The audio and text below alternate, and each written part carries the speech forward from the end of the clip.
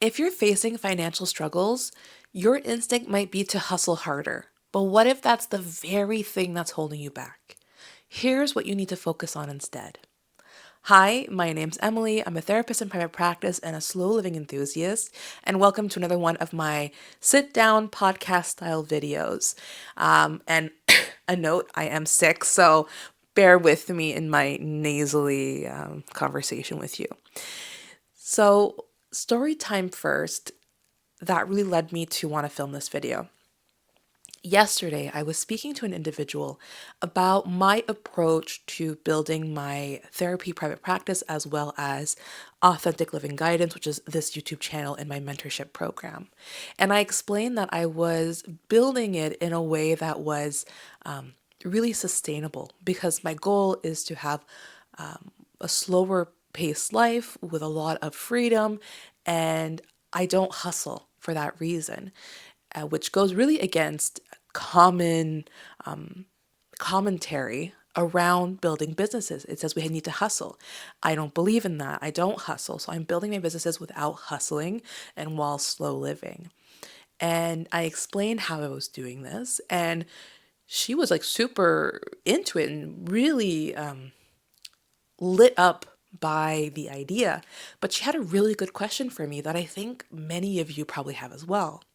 And she said, that's really nice, but what if someone has fallen on really difficult financial times and they feel that they need to hustle in order to make the money that they need to really survive and be sustainable?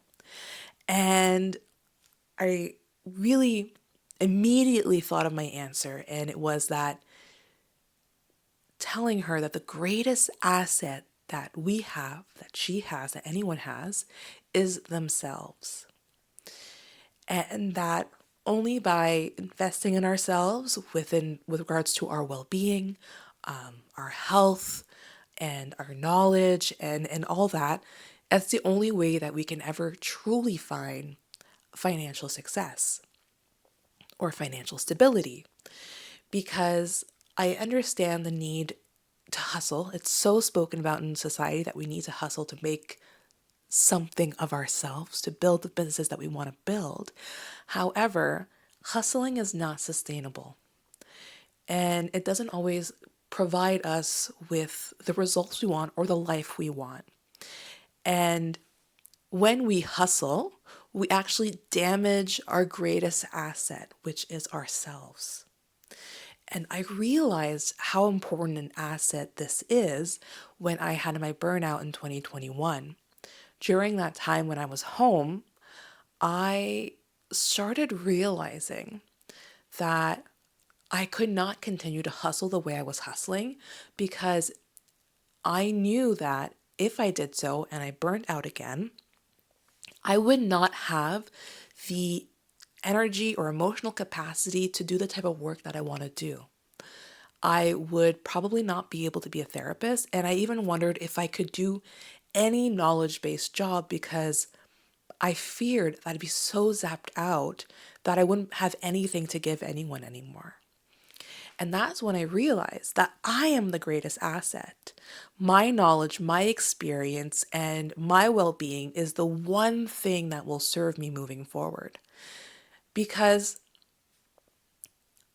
life is so unpredictable, right?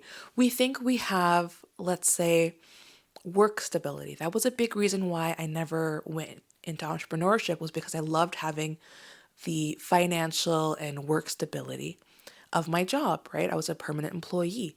However, when economic downfalls happen or things like COVID happen, it really is a flip of the switch and people would get let go. And even the work that I was doing, I was a therapist, but other people in different departments were being let go at alarming rates. And this was like across Canada in different sectors. And so I realized that, and I work always in nonprofits, and that's always fluctuating. I realized that work stability doesn't truly exist because tomorrow is never promised. You never know what can happen. So you can never truly fully rely on the work that you have, which is why it's a good idea to have other financial income streams, right? And it's even true for the money that you currently have. You never know when something's going to happen. You might have good financial security now, but you should always keep a buffer because you never know what can happen tomorrow. Someone might get sick. You might not be able to work for a certain period of time. You might fall on hard times.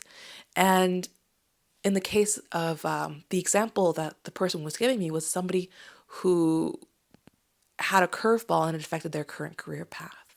But here's the thing. Your knowledge, experience, and expertise are transferable to more than just what you're currently doing. So, for instance, if tomorrow I were to lose my therapist license and no longer be able to provide therapy for whatever reason, okay, I would not be stuck long without a job because I have built up a network, knowledge base, and expertise that is truly it can be put into other types of work. I could easily become an employment counselor again. I could do recruiting again. I could I could do many jobs that are knowledge-based jobs or even jobs with the public. I could do sales. I could do a lot of different things because I've invested in myself and my well-being. So even if worse comes to worse, I have to shutter my doors for my therapy practice. I lose my license. If I maintain my greatest asset, which is me, I'm never truly stuck. I always have opportunities in front of me. But if I don't maintain the asset, I don't have any opportunities because I'm not well enough to find other avenues and to use my transferable skills. And that's why I say that hustling is really holding people back because it is affecting your well being and your ability to work even fully in the job that you have now. Because you are most likely not performing at your peak capacity. I see it all the time where we give so much and yet we still feel like we're falling behind. We still feel like we're not doing enough, providing enough, or really making a difference. And that's because we are blinded by hustle. We do not take the time to take a step back and evaluate what work we're truly doing and where we are truly putting our energy. So forget the hustle in terms of making your money, gaining financial freedom, building your business. Hustling is not the answer. The true answer is working hard on the things that will truly move the needle forward. And those are things within you to better yourself and your abilities. It's not sending 1,000 emails. It's not pushing paper around. Honestly, you'll find that if you were to look at the work that you currently do, whether you're a business owner or you work for a company, there are probably a certain number of tasks that you do that are truly meaningful for your time.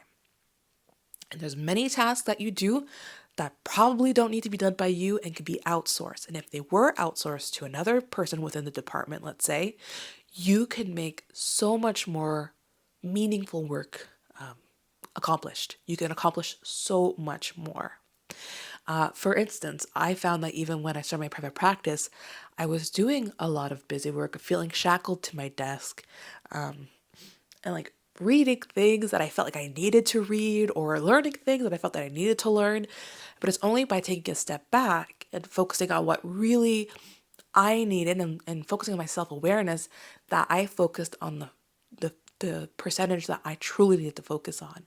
And this is a common thing that's spoken about online, which is the 80-20%. This idea that 80%, the 20% of the work that we do, so 20% of the work that we do will account for 80% of our results.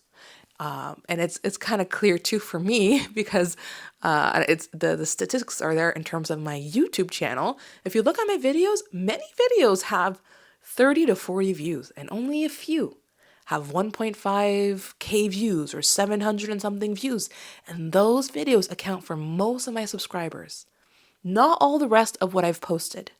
So that's the 20% that I have produced that is accounting for the 80% of my results.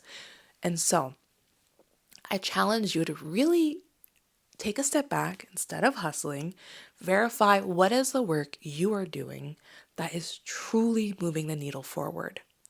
And I would love to hear your thoughts about this in terms of, do you feel that you need to hustle to actually have the financial success or freedom that you want? And do you think there's a different way of moving forward? So that is my video for today. If you'd like to hear more about my views of success, you can watch this video that I posted last week. And I will see you next time. Keep living your authentic life. Bye.